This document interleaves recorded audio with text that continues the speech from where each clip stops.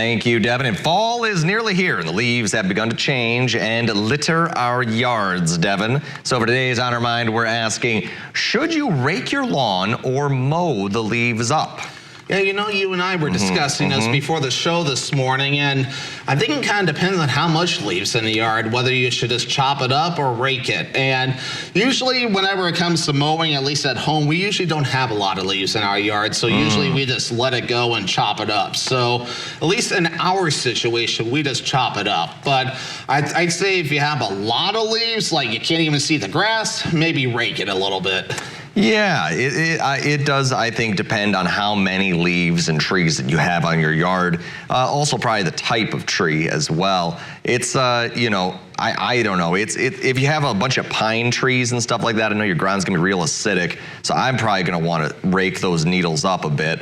But it's, you know, plus I like to have a nice lawn, but it also depends on how big the lawn is. I know my dad's got, you know, acres and acres and acres. That's not getting raked. 0% chance. Doesn't even matter the amount of leaves on it. It's not happening.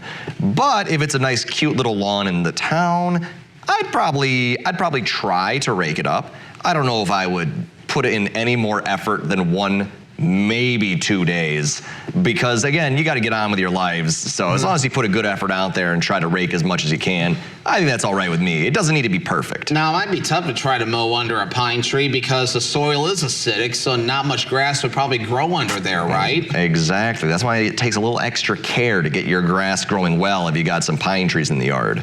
Yeah, exactly. But now fill me in. I kind of missed you there. So you said like no way you would be raking. Now, what tree were you talking about again? I missed you there.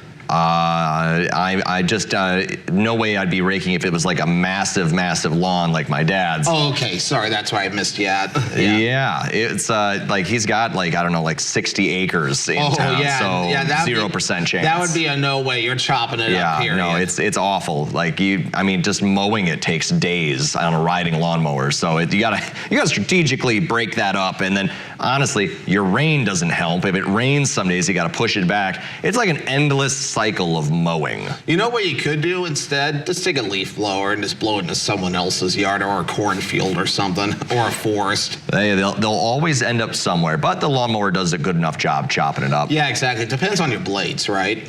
Yeah, sharpen those blades, you know, as often as you can. It's an important part of it, you know, to keep that grass nice and cut. You had to take it off, which is kind of tough, right? It is. We got it like a winch, you know, you attach the front of the tractor to, lift that up, and then you have the attachment on the bottom. You roll the big, you know, the mower contraption off, and then you flip that over.